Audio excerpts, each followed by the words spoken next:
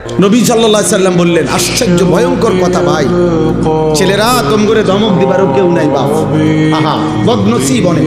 365 দিনে এমন অনেক ছেলে আছো যে কোনোদিন খোদার একটা বছরে ফজরের নামাজ পড়ো নাই, কিন্তু আপন মাও কোনোদিন ডাকে নাই, বাবাও ডাকে। দুর্ভাগা,